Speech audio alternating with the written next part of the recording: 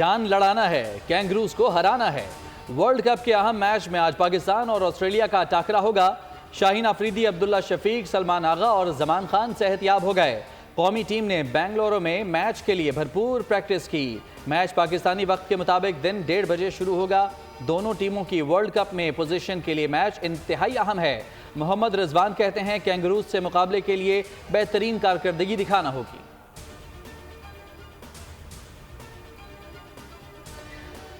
बाबर और रिजवान की जोड़ी को चलना होगा। शाहीन और हारिस गेम जमाएंगे। इमामुल हक और अब्दुल्ला शफीक से भी उम्मीदें। भारतीय शायकीन क्रिकेट पाकिस्तानियों के मद्दाह निकले।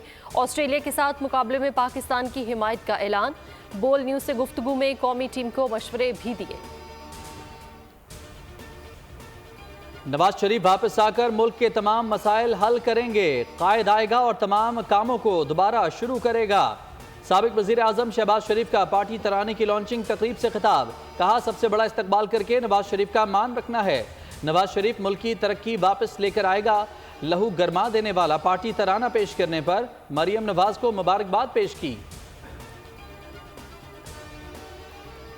नून लीग पाकिस्तान की सबसे बड़ी जमात है। माजी भी नून लीग का था, मुस्तकबिल भी नून लीग का है। मरियम नवाज का लाहौर में तकरीब से खिताब। कहा, नवाज शरीफ मुल्क को दोबारा तरक्की की राह पर गामजन करेंगे। मरियम नवाज ने फ़लस्तीनी आवाम से भी यकजहती का इजहार किया। कायद नून लीग पाकिस्तान से एक फ्लाइट की दूरी पर। नवाज शरीफ दुबई पहुंच गए। आइंदा 2 रोज के लिए अली डार की रिहाइश को सियासी मरकज बना दिया। मुख्तलिफ शख्सियात से मुलाकात करेंगे।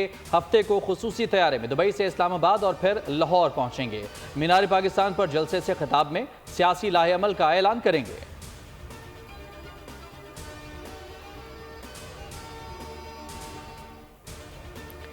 नवाज शरीफ को वतन वापसी पर गिरफ्तार ना किया जाए। इस्लामाबाद हाई कोर्ट और एहतसाब अदालत ने अहकाम जारी कर दिए।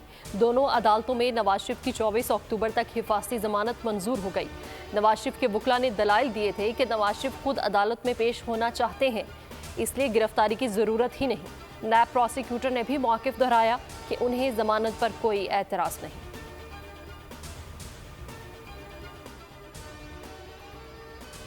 नवाज शरीफ के इस्तकबाल और मीनार पाकिस्तान जलसे की तैयारियां। मीनार पाकिस्तान पर स्टेज की तैयारी का काम जारी। कराची से 2 ट्रेनें लाहौर रवाना। बलोचिस्तान, गिलगित बल्तिस्तान और दीगर शहरों के काफिले भी चल पड़े। रहनुमा कहते हैं नवाज शरीफ का तारीखी इस्तकबाल होगा।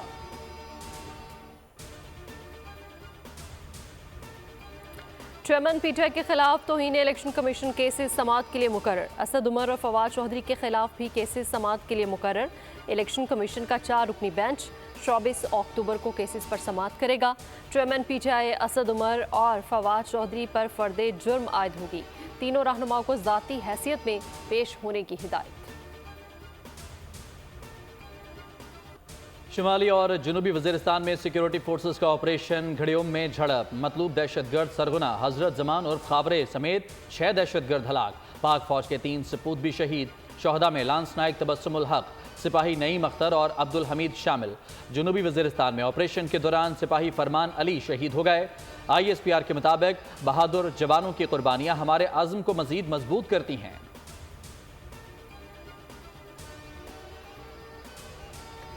आर्मी चीफ का पाक फ़ज़ाई के ऑपरेशनल बेस का दौरा। 14 ममालिक की मश्क इंडस्ट्रियल का मुशाहदा किया। आर्मी चीफ को ब्रीफिंग दी गई। एयर चीफ ने मॉडर्नाइजेशन के लिए आर्मी चीफ के ताउन को सराहा। ISPR के मुताबिक एयर चीफ ने कहा कि ये मशकें एक दूसरे के तजर्बात से सीखने का मौका फ्राहम करती हैं।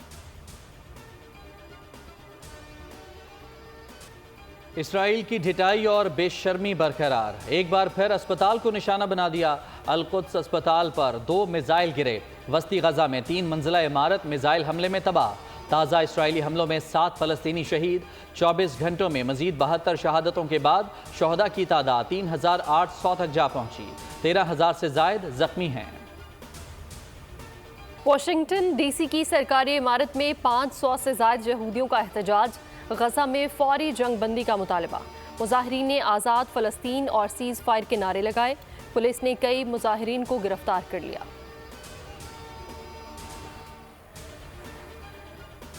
23 लाख अफराद, सिर्फ 20 ट्रक इमदाद। आलमी बरादरी की इमदाद के नाम पर अहले गजा के जख्मों पर नमकपाशी। जो बाइडन की $100 मिलियन के इमदाद ने हातिम ताई की रूह को भी शर्मा दिया। गजा के बासी 2 हफ्ते से भूखे प्यासे हैं।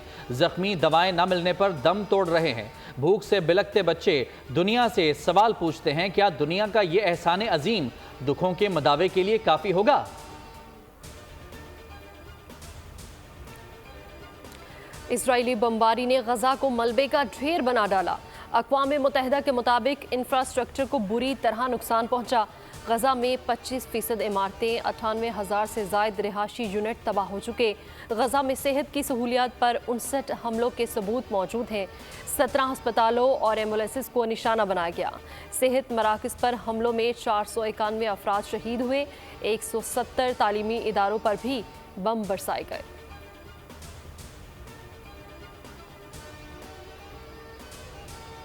Strongly condemn the Israeli aggression and blockade, particularly the recent attack on a Gaza hospital. Israel's actions violate international humanitarian and human rights law. Deliberate attacks against civilian targets constitute war crimes and crimes against humanity. गजा पर Israeli हमले आलमी कवानीन की संगीन खिलाफ वर्जी हैं। तर्जुमान दफ्तर खारजा Mumtaz Zahra Bloch ने कहा, गजा का मुहासरा ख़त्म किया जाए, आज़ाद खुद मुख्तार फ़लस्तीनी रियासत का क़याम अमल में लाया जाए। पाक फ़ौज के फ़लस्तीनियों के लिए इमदाद की पहली खेप मिस्र रवाना। 1000 खेमे, 4000 कंबल और 3 टन अद्वियात शामिल।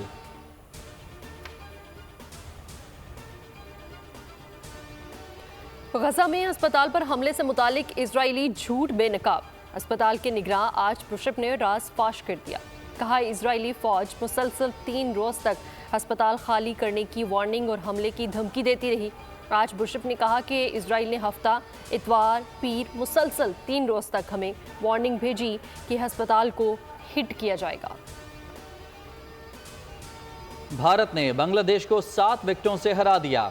पुणे में खेले गए मैच में पहले बैटिंग करते हुए बांग्लादेश ने 8 विकेटों पर 256 रन बनाए थे। भारत ने 3 विकेटों के नुकसान पर 43वें ओवर में हदफ हासिल कर लिया। शानदार सेंचुरी पर Virat Kohli man of the match करार पाए।